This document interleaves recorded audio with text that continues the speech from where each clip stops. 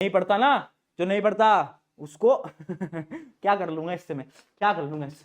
ठीक है, तो ये जो थी एक बहुत इंपॉर्टेंट थी टेबल। क्यों? क्योंकि ये आपको सबके चार्जेस बता रही है, चार्जेस नहीं, आपको वैलेंसी बता रही है ना, ये सारे एलिमेंट्स की वैलेंसी बता रही है। जैसे कि मैं आपको इसको बताता हूं, जैसे आपने पढ़ा भी होगा कहीं ना कहीं, सोडियम का चार्ज +1 है, यानी इसकी वैलेंसी 1 होगी। सिमिलरली पोटेशियम की भी क्या होगी, वैलेंसी 1 होगी। इसकी सिल्वर की भी 1 होगी, कॉपर की भी 1 होगी। ठीक है, उसके अलावा मैग्नीशियम की 2 होगी, कैल्शियम की 2 होगी। ऐसे ही ये सारे के सारे आपके क्या थे, याद करो, मैंने बताए थे चार्जेस, और चार्जेस ही क्या है, उनकी वैलेंसी है ना। क्लास 9 में अगर नहीं पढ़ा है तो अब इस टेबल को याद कर लेना, इस टेबल के बिना ये चैप्टर आपको समझ नहीं आने वाला।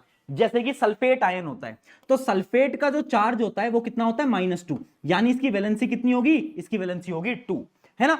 अब इसको याद करने की ट्रिक क्या है, देखो ये वाली तो आपको याद करने ही पड़ेंगे, कैसे याद होंगे, प्रैक्टिस से। इन दोनों की अपने पास ट्रिक है याद करने की, क्या है, एक एक करके ट्रिक मैं आपको बता देता हूं। क्या, ना कहूं अगर क्यूट तुझे है ना, प्यार से बोल रहा है, शायर बोल रहा है प्यार से, कि ना कहूं अगर क्यूट तुझे, याद रखना, ना कहूं अगर क्यूट, ये जो 4 के 4 आपके दिख रहे हैं, चारों की वैलेंसी होगी 1।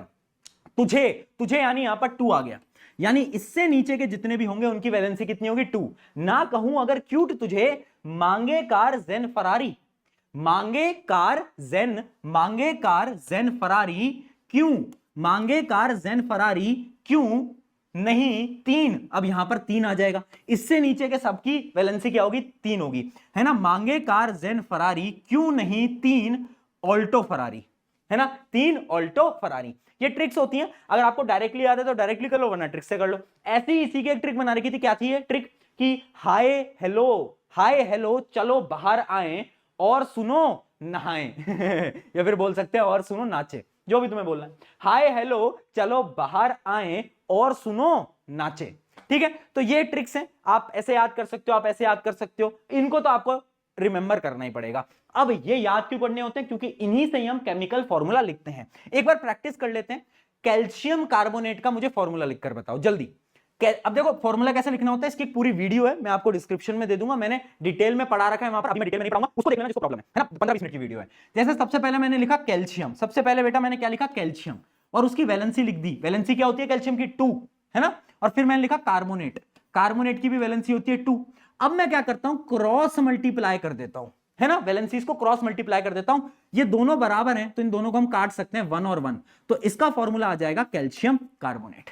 ठीक है, ऐसी सिंपल चीजें होती हैं और कुछ भी नहीं है। अब एक बार सोडियम सल्फेट का लिख के बता दो फटाफट, सोडियम वैलेंसी लिखो 1, सल्फेट, सल्फेट की वैलेंसी होती है बेटा 2, क्रॉस मल्टीप्लाई कर दो तो ये हो जाएगा Na2SO4, ये आ गया आपका सोडियम सल्फेट।